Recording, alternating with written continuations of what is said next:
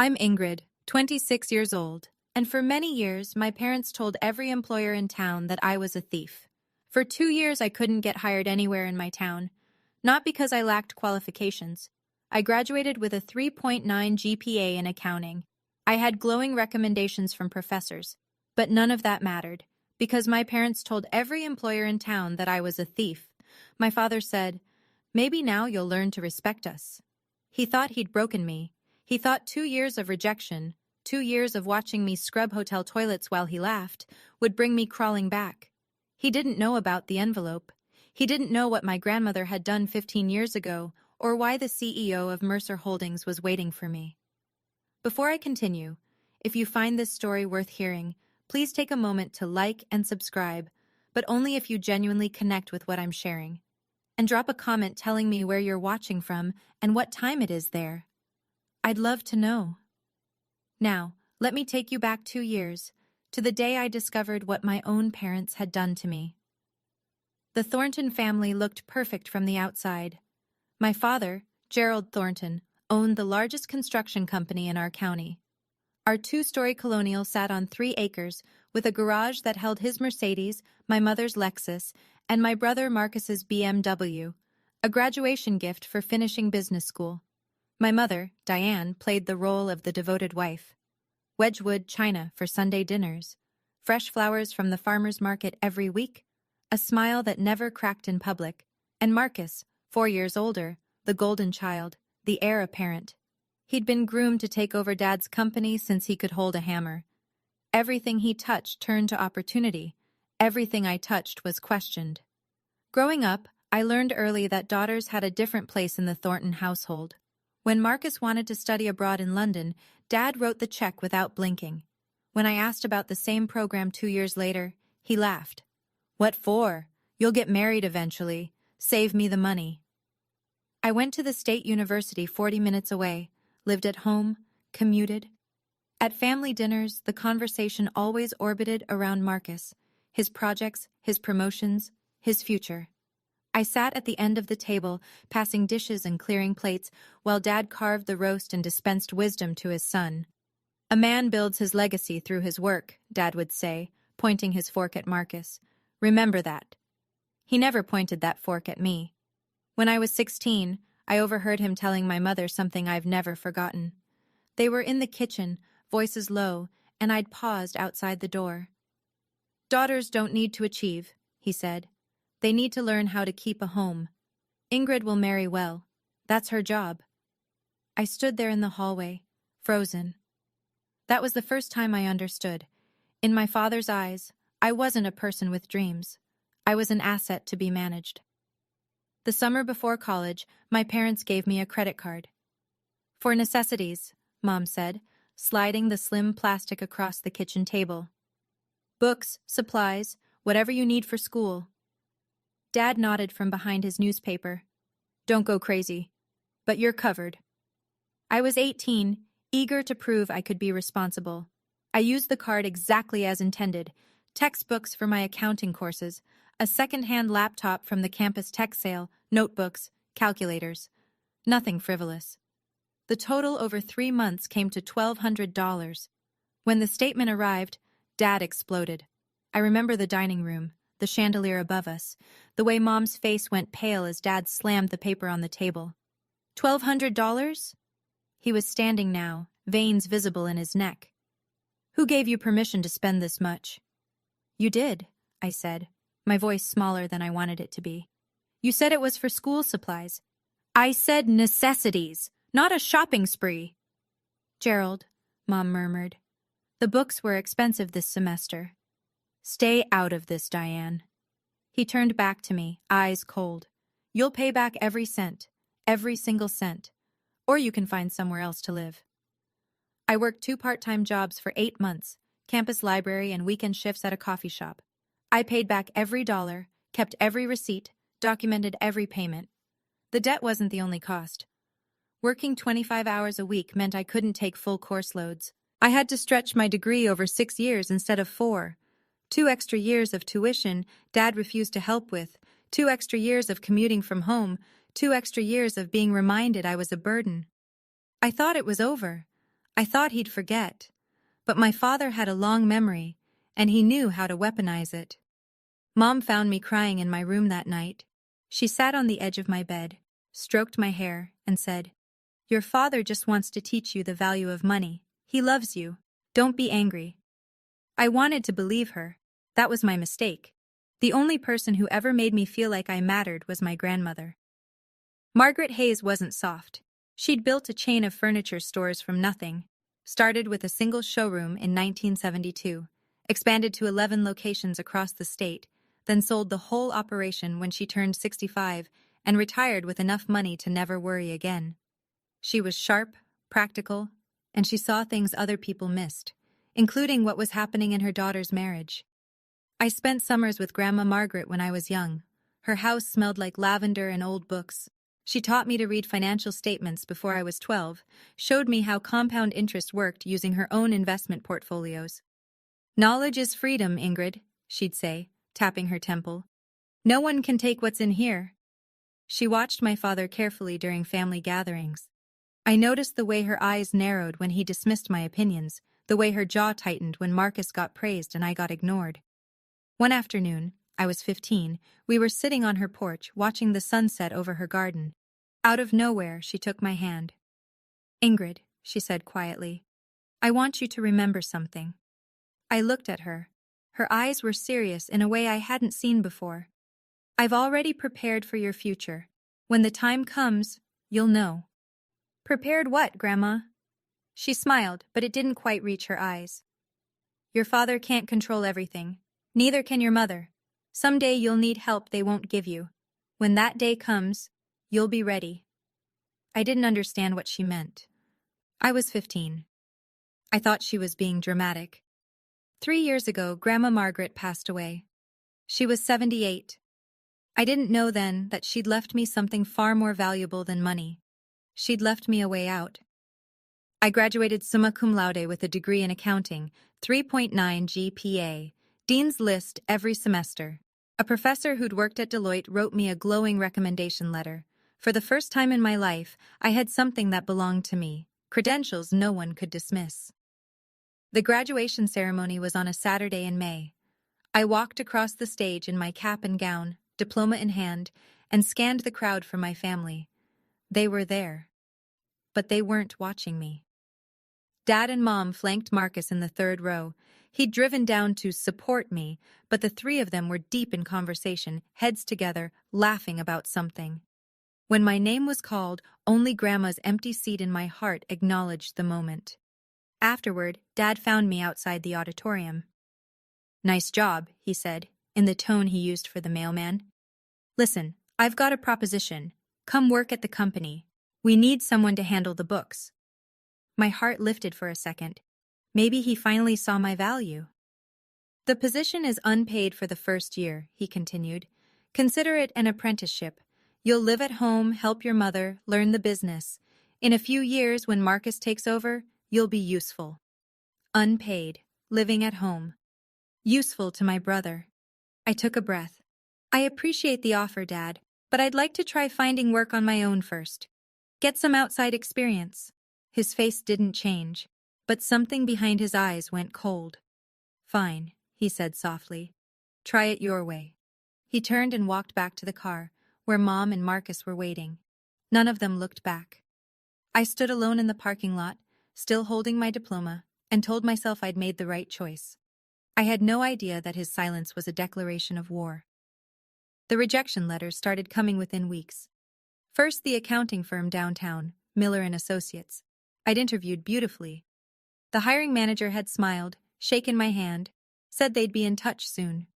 2 days later, "We've decided to go with another candidate."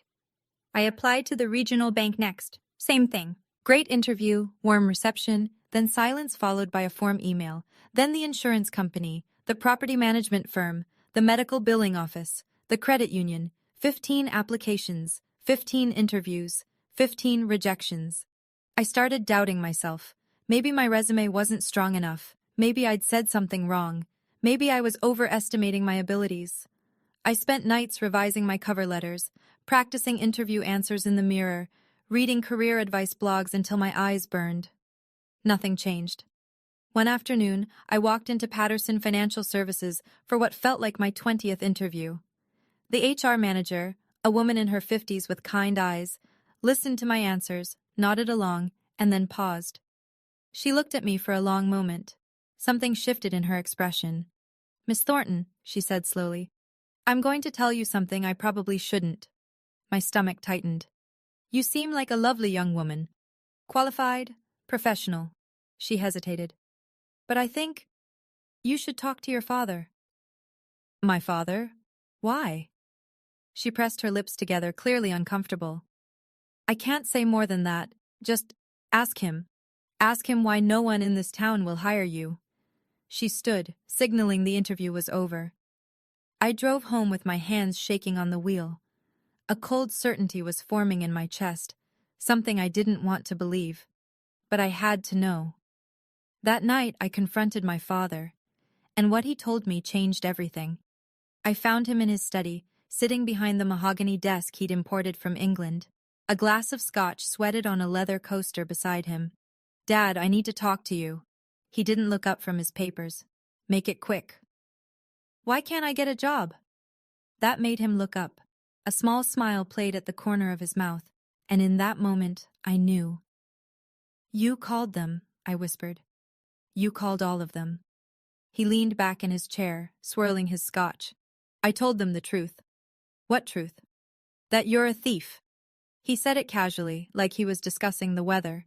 "That you stole $1,200 from your own family. That you can't be trusted with money." The floor seemed to tilt beneath me. I paid that back. Every cent. You know I paid that back." "Did you?" He shrugged. "That's not how I remember it." "Dad," my voice cracked. "Those were textbooks. You said I could—" "What I remember," he interrupted, "is my daughter stealing from me. And I think potential employers deserve to know what kind of person they'd be hiring." My mother appeared in the doorway, twisting her hands. Something flickered across her face. Guilt, maybe, or the ghost of the woman she used to be before 30 years with Gerald wore her down. "Gerald, maybe we should—" "Diane, this is between me and Ingrid." She flinched. For a split second her eyes met mine, and I saw it. She knew this was wrong. She knew. But she looked away, retreating into silence like she always did. That hurt almost more than Dad's cruelty. He was a monster. She was a witness who chose not to see.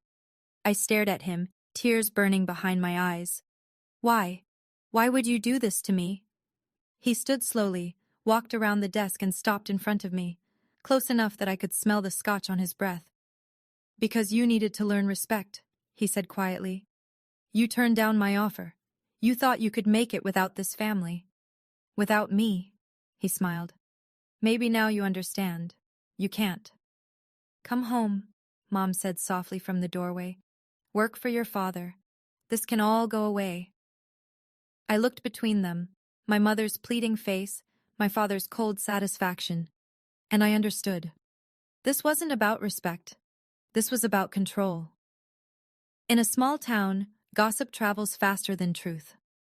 Within weeks, I felt the shift everywhere I went. At the grocery store, neighbors who'd known me since childhood suddenly couldn't meet my eyes.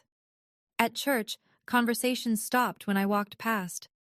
The woman at the dry cleaner, who'd always asked about my studies, started treating me like a stranger. The whispers were everywhere. "Did you hear about Gerald's daughter?" Such a shame. The family's devastated. They tried to help her, you know. She just wouldn't listen. My father had been strategic. He hadn't just called employers. He'd seeded the story throughout his network. Golf buddies, Chamber of Commerce colleagues, neighbors at dinner parties. The narrative was always the same. Troubled daughter, theft problem, family trying to cope. He never lied outright, he just told his version. And in a town where Thornton Construction had built half the commercial buildings, his version was the only one that mattered. Marcus made it worse. I ran into him at the coffee shop one morning, one of my old part-time jobs. He was with friends, guys I vaguely recognized from his fraternity days. "Hey, little sister," he called out, loud enough for everyone to hear. "Still looking for work? I heard Dad might have an opening." "Oh, wait," he laughed. "You'd probably steal from the register." His friends snickered. I left my coffee on the counter and walked out, face burning. At home that night, I looked at my bank account. $3,000 in savings. Rent was due in 2 weeks on my tiny studio apartment. I had maybe 2 months before I'd be completely broke. 2 months before I'd have no choice but to crawl back to my father's house and accept whatever crumbs he offered. I couldn't let that happen. I wouldn't. The Willow Inn sat on the edge of town, a modest hotel that mostly served traveling salesmen and families visiting the nearby state park. It wasn't glamorous, but it was hiring. The job listing said, housekeeping staff needed, no experience necessary. No experience necessary, no references required. I applied online at 2 a.m. when the shame felt less sharp. 2 days later, I was standing in the employee break room, filling out paperwork. The manager was a woman named Linda Crawford, mid-40s, no nonsense, with the kind of tired eyes that suggested she'd seen plenty of hard luck stories walk through her door. She looked at my application, then at me. Accounting degree, she said flatly. GPA 3.9, and you want to clean hotel rooms? Yes, ma'am. Why? I could have lied, made up something about wanting experience in hospitality. But I was so tired of lies. Because no one else will hire me, I said, and I need to eat. She studied me for a long moment. I wondered if she'd heard the rumors, if she'd call my father for a reference and this door would slam shut too. Instead, she nodded once. I don't care what people say about you, Miss Thornton. I care whether you show up on time and do your job. She slid a uniform across the desk, pale blue polyester, the kind that wrinkles if you look at it wrong. Shift starts at 6 a.m. Don't be late. I took the uniform with hands that weren't quite steady. Thank you, I managed. You won't regret this. She almost smiled. We'll see. Minimum wage, night shifts, scrubbing toilets and changing sheets, while people who used to respect me pretended not to see me in the hallways. But it was work. It was survival, and my father couldn't touch it. 6 months into my housekeeping job, my family decided to have dinner at the Willow Inn. I don't believe in coincidences anymore. It was a Friday evening. I was pushing my supply cart down the service corridor when I heard a familiar laugh, my father's booming, self-satisfied bark that I'd learned to dread. I froze, pressed myself against the wall, peeked around the corner. There they were, being seated in the hotel restaurant, Dad in his charcoal Tom Ford suit, Mom in pearls, Marcus checking his phone, bored already. The hostess was leading them to a window table, right in my sightline. I should have stayed hidden. I should have switched floors, asked another housekeeper to cover. But before I could move, my father's eyes found me. The cart, the uniform, the yellow rubber gloves on my hands. His face split into the widest grin I'd ever seen. Well, well, he nudged my mother, pointed directly at me. Diane, look, our daughter found her calling. Mom's face flickered, shame maybe, or something else I couldn't read. Marcus just laughed. Hey, Ingrid, my brother called across the restaurant, loud enough for every guest to hear. Missed a spot in room 204. Several diners turned to look. Some recognized me. I saw the whispers start. I stood there in my wrinkled polyester uniform, holding a toilet brush, while my family watched from their white tablecloth table with their crystal water glasses and their Rolex watches. My father raised his wineglass toward me in a mock toast. Maybe now, he said, just loud enough to carry, you'll finally learn to respect us. I didn't cry. I didn't run. I just turned around and pushed my cart back down the corridor. But something hardened inside me that night. I remembered what Grandma had said. When the time comes, you'll know. When, I wondered. When? 3 weeks after the restaurant incident, I was cleaning out a box of old things from my closet, trying to sell whatever I could to make rent, when I found my old phone. The screen was cracked, battery dead. I'd upgraded a year ago and forgotten about it. For some reason, I plugged it in. The phone buzzed to life, and notifications flooded the screen. Old texts from college friends I'd lost touch with, spam emails, and one voicemail. From 3 years ago, right after Grandma died. I pressed play, heart suddenly pounding. Miss Thornton, this is Walter Henderson from Henderson and Associates Law Firm. The voice was professional, measured. I'm calling regarding the estate of Margaret Hayes. There are some documents pertaining to her will that require your attention. Please contact our office at your earliest convenience. The message ended. 2 years. I'd missed this call 2 years ago. I remembered that time. The fog of grief after Grandma's funeral. I hadn't been checking messages. I'd assumed her estate was straightforward. Dad had told us she'd left everything to charity, with small gifts for each grandchild. Nothing significant, he'd said dismissively. Your grandmother was always sentimental. I'd believed him. I grabbed my current phone and dialed the law firm. A receptionist answered. Henderson and Associates, how may I direct your call? I'm trying to reach Walter Henderson. He contacted me about my grandmother's estate. Margaret Hayes? A pause. I'm sorry, Mr. Henderson retired last year due to health issues. His cases were transferred to various attorneys. Another pause, keyboard clicking. I see a note here that Mr. Henderson attempted to reach you multiple times. The file indicates the calls went unanswered and your father, Gerald Thornton, eventually contacted the office and said you weren't interested in pursuing the matter. My blood ran cold. My father said what? I'm just reading the notes, ma'am. It says family representative confirmed beneficiary declined further contact. Dad had intercepted it. He'd told them I wasn't interested. Can you tell me where the case was transferred? I'd need to check our records. Can you leave your number? Transferred where? To whom? I'd need to check our records. Can you leave your number? I gave her my information, but something told me I wouldn't hear back. The trail had gone cold. But now I knew. There was something in Grandma's estate that Dad hadn't told me about. Something he didn't want me to find. A month later, my father called. I almost didn't answer, but something, maybe desperation, maybe hope that things could still change, made me pick up. Ingrid. His voice was warm, too warm. How are you? Fine, Dad. Listen, I've been thinking. This has gone on long enough. Your mother misses you. I miss you. He paused. Come home. I stared at the water stain on my ceiling, the one I couldn't afford to fix. Come home and do what? Work at the company. We need help with bookkeeping. I'll pay you.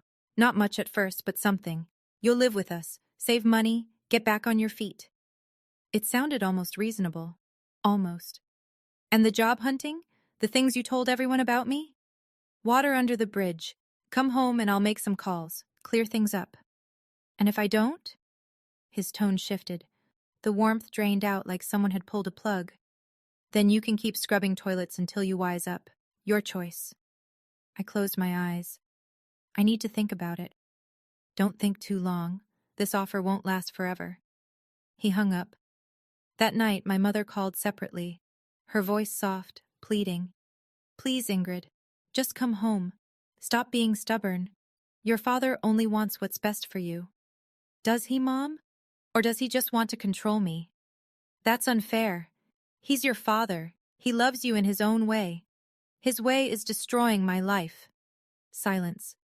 Then quietly, you're making this harder than it needs to be. I hung up without saying goodbye. Marcus texted an hour later. Just give up already, sis. You're embarrassing yourself and us. I didn't respond.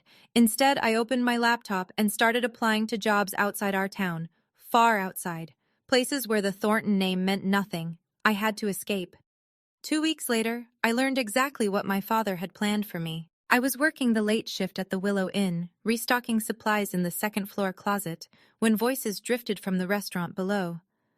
The ventilation ducts carried sound in strange ways, a design flaw I'd learned to ignore. But then I heard my father's name, and then I heard mine. I crept closer to the vent, pressing my ear against the metal grate. Tell you, Richard, it's perfect timing. Dad's voice, jovial, confident. Your son's looking to settle down. My daughter needs stability. Merge the families, merge the businesses. Thornton Construction and Palmer Plumbing. We'd dominate the county. A second voice, older, gruff. She's the one who's been causing trouble? The theft thing? That's handled. She's almost ready to come home. Another few months of this, Dad laughed. And she'll agree to anything, including meeting your boy. My blood turned to ice. So what? An arranged marriage? I prefer strategic alliance. But yes, she'll do what she's told. By the time I'm done, She won't have any other options. The other man chuckled. Gerald, you're a piece of work. All right, let's talk numbers. Their conversation shifted to business details. I didn't hear any of it. I slid down the wall until I was sitting on the floor of the supply closet, surrounded by toilet paper and bleach, my heart hammering against my ribs. He wasn't just trying to control me. He was planning to sell me. A business arrangement. A merger sealed with his daughter's future. I thought about Grandma Margaret, her warning, her promise that she'd prepared something. I didn't know what she'd left me or how to find it, but I knew one thing with absolute certainty. I could not stay in this town, no matter what it cost me. I started applying to companies in cities I'd never visited, places where my father's influence couldn't reach. Chicago, Denver, Atlanta, anywhere far enough that a small-town construction company owner's gossip wouldn't matter. The rejections piled up. Some companies wanted references I couldn't provide. Others questioned the 2-year gap in my employment history. How do you explain my father sabotaged my career because I wouldn't be his unpaid servant? I tried honesty a few times. It never went well. That sounds like a complicated family situation, one HR manager said diplomatically, which was corporate speak for we don't want your drama. After weeks of nothing, I'd almost given up hope. Then the email arrived. Subject: Interview. Invitation: Mercer Holdings. I had to read it 3 times before I believed it was real. Dear Ms. Thornton, we have reviewed your application and would like to invite you for an in-person interview at our headquarters. Please note that this interview will be conducted by our CEO, Mr. Daniel Mercer, personally. This is an unusual request, but Mr. Mercer has expressed specific interest in meeting with you. Please confirm your availability. Mercer Holdings. I'd applied on a whim. They were the largest financial firm in 3 states, way above my experience level. I'd never expected a response. And the CEO wanted to meet me personally? That didn't make sense. CEOs didn't interview entry-level accountants. I almost deleted the email, convinced it was spam or some cruel joke. But something made me pause. Grandma's voice in my head. When the time comes, you'll know. I hit reply before I could talk myself out of it. Dear Sir or Madam, I'm available at your earliest convenience. 2 days later, I was on a bus to the city, wearing a second-hand navy suit I'd found at Goodwill, with $47 in my pocket and no idea what was waiting for me. The night before my interview, I stayed in a budget motel near the bus station. The room smelled like industrial cleaner and old cigarettes. The mattress sagged in the middle, but it was clean, and it was mine, and tomorrow might change everything. I hung my Goodwill suit in the bathroom, letting the steam from the shower work out the wrinkles. I polished my only pair of heels, black, scuffed at the toes, but presentable if no one looked too close. I practiced interview answers until midnight. Tell me about yourself. I graduated summa cum laude with a degree in accounting. I'm detail-oriented, hardworking, and eager to contribute to a team that values integrity. Why do you want to work at Mercer Holdings? Your company's reputation for ethical financial practices aligns with my personal values. I want to grow with an organization that does things right. Why the 2-year gap in your employment? That one I practiced 10 different ways. None of them felt right. Linda, my manager at the hotel, had given me the day off without question. Go get your life back, she'd said, pressing a crumpled $20 bill into my hand. You don't belong here, Ingrid. You never did. I'd cried in the break room. She'd pretended not to notice. As I lay in that motel bed, staring at the water-stained ceiling, I thought about Grandma, about her promise, about the lawyer's call I'd missed. What had she left me? Why did this CEO want to meet me personally? I fell asleep with questions circling my mind like restless birds. In the morning, I put on my second-hand suit, took a deep breath, and walked toward whatever was waiting. I didn't know it yet, but Grandma was about to keep her promise. Before I tell you what happened at Mercer Holdings, I want to ask you something. Have you ever been betrayed by the people who were supposed to protect you? If this story is bringing up memories for you, I'd love to hear about it in the comments. And if you want to know what was in that envelope, the one my grandmother left 15 years ago, keep watching. Don't forget to subscribe so you don't miss what comes next. The morning of my interview, my phone rang. I was walking toward the Mercer Holdings building, a gleaming tower of glass and steel that made me feel very small in my Goodwill suit. when I saw the caller ID. Dad. My thumb hovered over the ignore button, but something made me answer. Ingrid. His voice was flat, cold. I hear you have an interview today. My stomach dropped. How do you know that? Marcus follows your little social media accounts. Very careless of you, tagging your location at the bus station, buying a ticket to the city. He did some digging, figured out which companies you'd applied to. I'd made one post, one cautiously optimistic Instagram story about new beginnings. I hadn't mentioned Mercer Holdings by name, but I'd tagged the bus station. Marcus must have checked which financial firms were in that city, cross-referenced with job postings. Stupid. So stupid. It doesn't matter, Dad. This is none of your... I know people in finance, Ingrid. The industry is smaller than you think. He let that hang in the air. One phone call. That's all it takes. You wouldn't? Try me. Or better yet, come home now and stop this foolishness. Last chance. I was standing on the sidewalk, 50 feet from the building that might save my life, and my father was trying to burn it down from 300 miles away. My phone buzzed. A text from Marcus. You're done, sis. Dad already called them. Enjoy the bus ride home. My hands were shaking so badly I almost dropped the phone. I looked up at the Mercer Holdings tower. 26 floors of glass reflecting the morning sun. Maybe he'd already poisoned this well, too. Maybe I was walking into another rejection. Another door slammed in my face, but I'd come too far to turn back. I silenced my phone, straightened my second-hand suit, and walked through the front door. Whatever was waiting for me, I'd face it standing up. The lobby of Mercer Holdings was everything my life wasn't.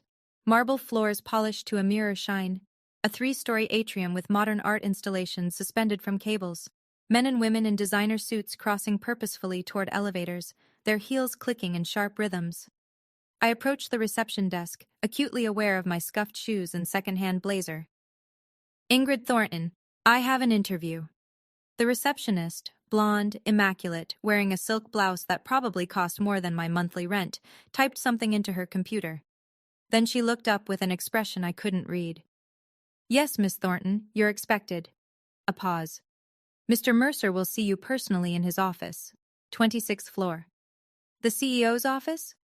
That's correct. She handed me a visitor badge.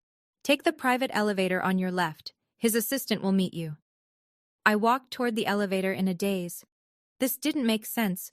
CEOs didn't conduct entry-level interviews. There had to be a mistake. Or my father's call had worked, and this was some elaborate humiliation I couldn't see coming. The elevator rose silently, 26 floors in what felt like seconds. The doors opened onto a reception area that screamed money. Original artwork on the walls, furniture that looked handcrafted, floor-to-ceiling windows with a view of the city that made my breath catch. An assistant in a charcoal dress approached. Miss Thornton, Mr. Mercer is waiting. She led me down a hallway lined with photographs, the history of the company, I guessed, and stopped at a heavy oak door. Go right in, she said, and something in her voice sounded almost kind. He's been expecting you for a long time. Expecting me? I pushed open the door, and everything I thought I knew about my life fell apart. Daniel Mercer was standing by the window when I entered. He was older than I expected, early 50s, silver at his temples, the kind of face that belonged on the cover of financial magazines. His suit was impeccable. His office was the size of my entire apartment, but what struck me most was his expression. He wasn't looking at me like a job candidate. He was looking at me like he'd been waiting for this moment for years. Miss Thornton. His voice was warm. Please, sit down. I sat in the leather chair across from his desk, my heart hammering. Mr. Mercer, I'm not sure why. He held up a hand. Before we begin, I need to give you something. He walked to a safe built into the wall, a vintage Mosler, polished brass, and entered a combination. This should explain everything. He pulled out a yellowed envelope. I couldn't move. The envelope was thick, sealed with wax that had aged to amber. On the front, in handwriting I would recognize anywhere, were the words, "Only to be opened when Margaret Hayes has passed away and her granddaughter Ingrid Thornton comes for an interview at Mercer Holdings." The date beneath it, 15 years ago. I was 11 when she wrote this. Your grandmother, Daniel said softly, placing it in my trembling hands, was the first person who ever believed in me. 20 years ago, I was nobody. A kid with a business plan and no money. Margaret Hayes wrote me a check for $200,000 when every bank in the state had said no. She made me promise one thing, he continued. She said, "Someday a young woman named Ingrid Thornton will need a job. She might apply to your company. When she does, and she will, give her this envelope." I set up a flag in our HR system 15 years ago. Your name, your social security number. The moment your application came through, I was notified. 15 years. He'd been waiting 15 years for an application that might never come. Tears were blurring my vision. She told me, "Someday my granddaughter will need a safe place. When she comes to you, and she will, give her this." I didn't understand then. He paused. I understand now. "Grandma," I whispered, staring at the envelope. She'd known. 15 years ago she'd known. My hands wouldn't stop shaking as I broke the wax seal. Daniel stepped back, giving me space. The office was silent except for the soft rustle of old paper. Inside were 3 items. First, a letter, handwritten on cream-colored stationery, Grandma's elegant script flowing across the pages. Second, a certificate, official, notarized, bearing the Mercer Holdings logo and a date from 20 years ago. I scanned the text and felt the room tilt. Certificate of stock ownership, Ingrid Marie Thornton. Shares, 8% founding stake. Mercer Holdings, LLC. I read it twice. 3 times. "I don't understand," I whispered. Daniel pulled up a chair beside me. "When your grandmother invested in my company, she didn't want the shares in her name. She put them in trust for you, her then 6-year-old granddaughter. Legally, irrevocably yours." "But why didn't anyone tell me?" "The trust was structured to remain silent until either Margaret passed away or you came to this company seeking employment, whichever came first. She designed it that way." He paused. "She wanted to make sure no one could take it from you, not even your father." The third item, a small leather journal, its pages yellowed and soft with age. I opened it. Inside were notes, dates and observations spanning decades. October 1998. Gerald screamed at Diane about household spending. Diane cried for 2 hours. March 2002. Gerald refused to pay for Ingrid's piano lessons, called them a waste of money for a girl. June 2008. Gerald forbade Ingrid from applying to out-of-state colleges. Women don't need fancy degrees. Page after page, she'd been watching, documenting, preparing. "Your grandmother knew," Daniel said quietly, "exactly what kind of man your father is. She couldn't stop him directly, so she built you an escape route." I was crying now, couldn't stop. She'd loved me this much. Daniel offered me a glass of water and stepped outside to give me privacy. I sat alone in his office, holding my grandmother's letter like it was made of glass. "My dearest Ingrid, if you're reading this, then I've left this world and you found your way here. I'm sorry I couldn't be there to give you this myself. I want you to understand why I did what I did. I watched your mother marry Gerald Thornton. I saw the signs from the beginning, the control, the cruelty disguised as discipline, the way he diminished everyone around him to feel powerful. I begged Diane to leave. She refused. She believed she could fix him. I couldn't save my daughter, but I swore I would save you. From the moment you were born, I saw something in you, a spark Gerald couldn't extinguish. You questioned him. You dreamed beyond his walls, and I knew with absolute certainty that one day he would try to break you for it. So I built you an insurance policy." Daniel Mercer was a young man with a vision when I invested in his company. "I put those shares in your name because I knew that Gerald would one day try to trap you, and I wanted you to have a door he couldn't close. By now, those shares are worth more than enough to build your own life. Use them wisely. Build something that belongs to you. And remember this, sweet girl. You don't owe anyone your obedience, not even family, especially not family that treats love like a leash. I am so proud of the woman you've become. Even if I can't see it, I know it's true. Live free, Ingrid. That's all I ever wanted for you. All my love, forever, Grandma. I pressed the letter to my chest and wept. When Daniel returned, I had composed myself. Mostly. My eyes were red, my mascara was ruined, but something inside me felt lighter than it had in years. I have to tell you something, he said, settling back into his chair. Your father called me this morning. I went cold. What did he say? The same thing he's apparently told everyone, that you're a thief, that you stole from your family, that I shouldn't trust you. Daniel's expression remained neutral, but I saw something flash in his eyes. He was very confident, very persuasive. And you? I listened. He folded his hands. And then I looked at the journal your grandmother left, at her documentation of his behavior spanning 30 years. He met my gaze.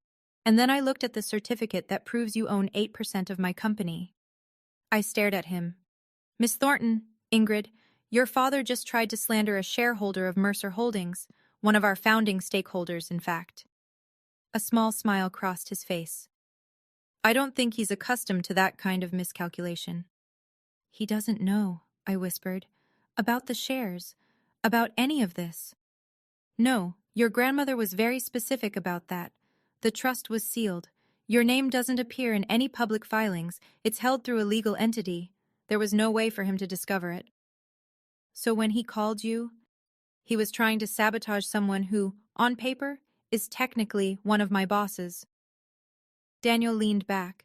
I have to admit, I've never experienced anything quite like it. I thought about my father, smugly confident that he'd destroyed my last chance, about Marcus's gloating text. They had no idea what was coming. For the first time in 2 years, I smiled. Daniel leaned forward. There's something I'd like to propose. I wiped my eyes, still clutching Grandma's letter. I'm listening. Next week, Mercer Holdings hosts its annual charity gala. It's our biggest event. Clients, investors, community leaders. He paused. Your father will be there. My stomach clenched. He's invited? He invited himself, actually. He's been trying to network his way into contracts with us for months. Seems to think his construction company would make a good partner. Daniel's tone was dry.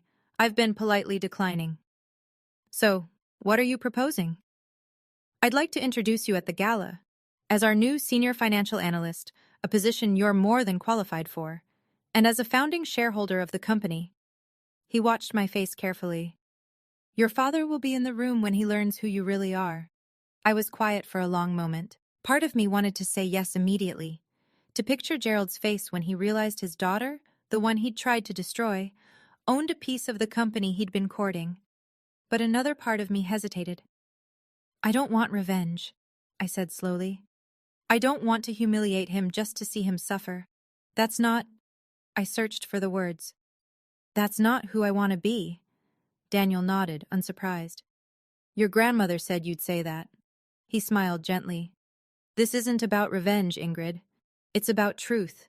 You've spent 2 years being called a thief, a failure, a disgrace. Your father controls that narrative because no one's challenged it. He stood, walked to the window. The gala isn't about hurting him. It's about standing in the light. Let people see who you really are, and let your father's lies collapse under their own weight. I thought about it, and then I said yes. Can you imagine what's going to happen at that gala? My father spent 2 years destroying my reputation, and he has no idea that my grandmother planned for this moment 15 years ago. If you're watching this and thinking of someone who needs to hear this story, someone stuck in a controlling family, someone who's been made to feel worthless, share this video with them, and comment Team Ingrid if you're still with me. I want to know who's here. The Grand Meridian Hotel looked like something from a movie. Crystal chandeliers dripped from 30-foot ceilings. A live jazz quartet played in the corner. Waiters in white gloves circulated with champagne and canapes. The guest list read like a who's who of regional business: executives, politicians, philanthropists, old money, and new. I watched from a private room upstairs, waiting for my cue. The PR team at Mercer Holdings had dressed me. Nothing ostentatious. A simple navy sheath dress by Oscar de la Renta, elegant but understated. Pearl earrings. My hair in a sleek chignon. I looked professional, competent. I didn't look like someone who'd been scrubbing hotel toilets 3 days ago. Through the window, I spotted my family. Gerald entered first, chest puffed, surveying the room like he owned it. His charcoal Armani suit probably cost what I used to make in 3 months at the hotel.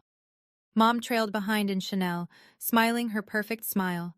Marcus was checking his phone, looking bored. They didn't belong here, but they thought they did. I watched my father work the room, shaking hands, laughing too loud. He was trying to catch Daniel's eye, positioning himself strategically, the construction deal he'd been chasing. He had no idea that in 20 minutes, everything would change. Ready? Daniel's assistant appeared beside me. I took a deep breath, touched Grandma's letter in my clutch. Ready. Mr. Mercer will introduce you after his opening remarks. You'll enter through the side door. She paused, studying my face. For what it's worth, everyone in this company knows what your father did, what he tried to do, and we're glad you're here. My throat tightened. Thank you. She nodded and disappeared. I stood alone, watching the crowd below, counting the minutes until I could finally stand in the truth. I couldn't hear the conversation from my vantage point, but I could see it unfold. Gerald had cornered Daniel near the bar. My father was leaning in, all practiced charm, gesturing broadly. Daniel stood with his hands clasped, expression neutral, occasionally nodding. Then another executive joined them, a woman I recognized from the company website. Rachel something, Chief Operations Officer. She asked Gerald something. He beamed, puffed up even more, and then, I could read the body language even from upstairs, he started talking about his family, his son, the heir, the perfect Marcus, and then his face shifted, something darker. He was talking about someone else now. Me. I saw Rachel's expression change, polite interest turning to confusion. She glanced at Daniel. Daniel said something back. Gerald laughed, the hollow, confident laugh of a man who thought he was winning. He was telling them about his troubled daughter, the thief, the disappointment. Rachel looked uncomfortable. She excused herself, moving away quickly. But Gerald kept talking to Daniel, kept spinning his story, kept building the narrative he'd crafted so carefully over 2 years. My mother stood nearby, nodding along, the perfect supportive wife. Marcus was at the bar, flirting with someone's daughter, oblivious. This was my family. This was what they did. I felt the old shame rise in my chest, the familiar burn of being reduced, dismissed, defined by someone else's lies. But it was different now, because now I had something they didn't know about. Now I had the truth. Miss Thornton? The assistant was back. Mr. Mercer is beginning his remarks. You'll be introduced in 5 minutes. I smoothed my dress, touched Grandma's letter one more time. 5 minutes until Gerald Thornton learned who his daughter really was. Daniel took the microphone as the crowd gathered. Good evening, everyone. Thank you for joining Mercer Holdings' annual charity gala. I couldn't hear most of his speech through the door, just fragments about community, philanthropy, gratitude for partnerships built over 20 years. Then his voice shifted. Before we continue, I'd like to introduce someone special. Someone who represents the values this company was built on. Integrity, perseverance, and the courage to stand alone when necessary. The assistant touched my arm. That's your cue. I stepped through the side door and into the ballroom. 200 faces turned toward me. I walked steadily, head high, toward the small stage where Daniel waited. My heels clicked against the marble floor. The navy dress caught the light from the chandeliers. I didn't look at my father. Not yet. But I felt the moment he saw me. A sharp intake of breath somewhere to my left. A muttered curse. The crash of a champagne flute shattering. That was Marcus. I kept walking. Ladies and gentlemen, Daniel continued, his voice warm and clear, please welcome Mercer Holdings' newest senior financial analyst and someone very dear to this company's history, Miss Ingrid Thornton. Polite applause rippled through the crowd. I reached the stage. Daniel shook my hand, leaning close to murmur, "You're doing great." I turned to face the audience. And finally, I let myself look at my father. Gerald stood frozen near the bar, face white, mouth open. My mother had grabbed his arm, her knuckles bloodless. Marcus was staring at the broken glass at his feet like he didn't understand how it got there. I smiled. Not vindictive, not cruel, just calm. Thank you, I said into the microphone. It's an honor to be here. And then my father started moving toward me, face twisted with rage. Ingrid! My father's voice cut through the murmur of the crowd. He pushed past a waiter, nearly knocking a tray of champagne to the floor. What the hell do you think you're doing here? The room went quiet. 200 people watched Gerald Thornton storm toward the stage, his face mottled with fury. Security, he barked, looking around wildly. Someone get security. This woman shouldn't be here. Daniel stepped forward, his voice calm but carrying. Mr. Thornton, I'd suggest you lower your voice. You don't understand, Gerald sputtered, pointing at me. She's a thief. I told you this morning. She stole from her own family. She's not qualified to... Not qualified? Daniel's eyebrow rose. Mr. Thornton, I'm well aware of Miss Thornton's qualifications. You can't possibly... I'm also aware that you've spent the past 2 years contacting every employer in your county to destroy your daughter's career. I'm aware that the theft you reference was $1,200 in textbooks that she paid back in full. Daniel's voice hardened slightly. And I'm aware that you've been trying to force your daughter into an arranged marriage to secure a business partnership.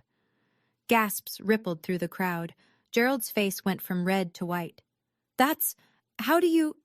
Your daughter, Daniel continued, is not just an employee of Mercer Holdings. He paused, letting the silence build. Ingrid Thornton owns 8% of this company. She's been a founding shareholder since she was 6 years old. He turned to me. Her grandmother, Margaret Hayes, invested in this company before anyone else believed in it, and she put those shares in Ingrid's name to protect her from people exactly like you. The room erupted in whispers. I looked at my father. His mouth opened, closed, opened again. No sound came out. My father found his voice. This is a scam, he shouted, looking around the room for allies. This is fraud. My mother-in-law was senile. These documents can't be... The documents have been verified by 3 independent attorneys, Daniel said calmly. Notarized, sealed, and filed with the state. There's no ambiguity, Mr. Thornton. I'll sue. Gerald was sweating now, his carefully constructed image crumbling. I'll sue this entire company for... For what? Daniel's voice was soft, but it carried. For honoring a legal investment made 20 years ago? My mother had pushed through the crowd to reach my father. Gerald! She hissed, tugging at his sleeve. Everyone is watching. Please! He shook her off violently. You! He pointed at me, finger trembling. You ungrateful little, after everything I did for you. I raised you. I fed you. And this is how you repay me? I said nothing. I destroyed your career because you needed to learn respect. His voice cracked. You needed to understand that family comes first, that daughters don't defy their fathers. The room was dead silent now, every eye on Gerald Thornton, every ear hearing exactly what kind of man he was. I made you clean toilets, he screamed. I made sure no one would hire you, and you know what? I'd do it again, because that's what happens when you disobey. That's what you deserve. Marcus stepped forward, face pale, trying to salvage what was left of the family's reputation. Dad, stop, we should go. This isn't the place. No! Gerald shoved him back so hard, Marcus stumbled into a waiter. I saw my brother's expression shift, from embarrassment to something darker. He'd spent his whole life being the golden child, the heir, the one who did everything right, and now he was watching his father self-destruct in front of every business contact he'd ever need. For the first time, Marcus looked at Dad the way I'd always seen him. She's nothing. She's always been nothing. Her grandmother was a meddling old fool, and her shares don't change what she is, a thief and a failure and a disgrace to this family. He was panting now, face purple, spittle at the corners of his mouth. No one was looking at me anymore. They were all looking at him. And they finally saw what I'd always known. The ballroom was silent.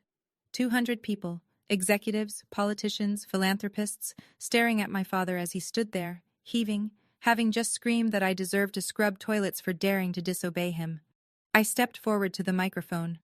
I didn't come here tonight to humiliate anyone. My voice was steady. I didn't come here for revenge. Gerald glared at me, but he'd spent his ammunition. He had nothing left. I came here because I spent 2 years being called a thief, a failure, a disgrace. I was blacklisted from every job in my county. I was mocked for working the only job I could get. I was told that if I wanted to survive, I had to surrender my freedom to a man who saw me as property. I looked at my father, not with anger, not with hatred, just clarity. The $1,200 my father calls theft was money he gave me to buy textbooks. I paid back every cent. I have every receipt. I paused. But even if I hadn't, even if I'd made a mistake, does that justify 2 years of sabotage? Does that justify trying to arrange my marriage to seal a business deal? Murmurs in the crowd. My grandmother saw what I couldn't. She knew what kind of man my father was. She couldn't save my mother, but she found a way to save me. Not with magic, not with luck, with planning, with legal documents, with love that looked ahead. I turned back to Gerald. Dad, I don't hate you, but I'm done. I'm done seeking your approval. I'm done accepting your definition of my worth. My voice didn't waver. This is my boundary. I wish you well, but I will not let you control my life anymore. I stepped back from the microphone. The room erupted in applause. My family left the gala without another word. I watched them go. Dad storming toward the exit, face purple. Mom hurrying after him, head down. Marcus trailing behind, staring at his phone like he could disappear into it. No one stopped them. No one tried to make polite conversation.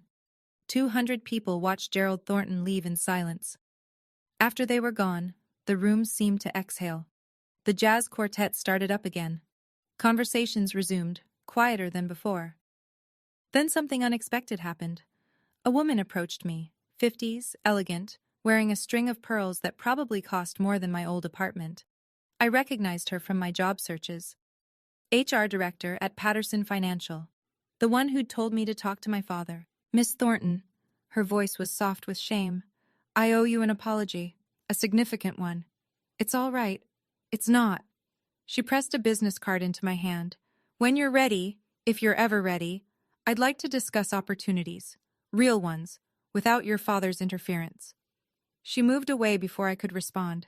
Then another person approached. Then another. Business cards, handshakes, quiet apologies. I'm so sorry, I believed. If I'd known the truth, your grandmother would be so proud. Daniel appeared at my side, a glass of sparkling water in his hand. How are you holding up? I don't know, I admitted. I think I'm still processing. He smiled gently. The shares, by the way, at current valuation, they're worth approximately $2.4 million. You'll want to meet with our legal team, but it's yours. Free and clear. 2.4 million. I couldn't even comprehend that number. Also, Daniel added, your new office will be ready Monday, if you're still interested in the analyst position. I laughed, a slightly hysterical sound. Yes, I said, I'm interested. 1 month later, my life looked completely different. I had a corner office on the 14th floor of Mercer Holdings. Not the biggest office, I was still junior in experience, but it had a window with a view of the city skyline, and my nameplate was on the door. I had an apartment, small, but mine. A 1-bedroom in a building with a doorman and a gym I never used. Fresh flowers on the kitchen table because I could afford them now. I had colleagues who respected my work, a boss who valued my contributions, a career that belonged to me. The news about Gerald had spread through the business community like wildfire. 3 major contracts had been canceled within weeks of the gala. Partners who didn't want to associate with a man who'd publicly admitted to sabotaging his own daughter. His company was still standing, but smaller, diminished. Mom called once. Can you forgive us? She asked, voice small. Can we be a family again? I forgive you, Mom. And I meant it. The anger had faded into something quieter. But I'm not coming back. I can't live under those conditions again. She cried. I listened. When she hung up, I felt sad, but not guilty. Marcus texted an apology. Generic, probably drafted by a PR consultant. I responded with, thank you, and nothing else. Maybe someday we'd rebuild something. Maybe not. Gerald never reached out. I didn't expect him to. On a quiet Sunday afternoon, I drove to the cemetery where Grandma Margaret was buried, brought her favorite flowers, yellow roses, and sat by her headstone. "You saved me," I said softly. "You saw it coming, and you saved me." The wind rustled through the trees. "I'll make you proud, Grandma. I promise." I sat there until the sun went down, feeling for the first time in years completely free. Sometimes I take out Grandma's letter and read it again. "Live free, Ingrid. That's all I ever wanted for you." She couldn't have known exactly how things would unfold. She couldn't have predicted the specific cruelties my father would deploy, or the exact moment I'd reach my breaking point. But she knew the shape of it. She knew the kind of man Gerald was, the kind of trap he'd try to build. And she spent years, quietly, secretly, constructing a door he couldn't lock. That's love. Not words, not promises, action. If I've learned anything from these past 2 years, it's this. The people who truly love you protect you, not by controlling you, but by giving you options, by building foundations you can stand on, by trusting you to find your own way. And second, boundaries aren't betrayal. I spent so long feeling guilty for wanting independence, for not being the obedient daughter my father demanded. I thought something was wrong with me. There wasn't. There never was. Setting boundaries with toxic family isn't cruelty. It's survival. It's self-respect. It's the first step toward a life that belongs to you. Third, sometimes the help you need comes from unexpected places. A grandmother's foresight, a stranger's kindness, an opportunity you almost didn't take. Keep going. Even when it's dark, even when every door seems closed, somewhere, something is being prepared for you. I keep Grandma's letter in my wallet. The paper is soft now from handling, the creases worn thin. Don't let anyone control you with money. Build something that belongs to you. I'm building it, Grandma. Every day, I'm building it. And I'm finally free. That's my story. No magic. No fairy godmother appearing at the last second. Just a grandmother who loved me enough to plan ahead, and a granddaughter who kept going even when it seemed hopeless. If you're watching this and you're stuck in a controlling family, or you've been made to feel worthless by people who should have protected you, I want you to know, it can get better. You can get out, but you might have to build your own door. Thank you for staying until the end. If this story meant something to you, share it with someone who needs to hear it. Subscribe and hit the bell for more stories like this one, and check the description for the next video. I think you'll like it. Take care of yourself. You deserve to be free.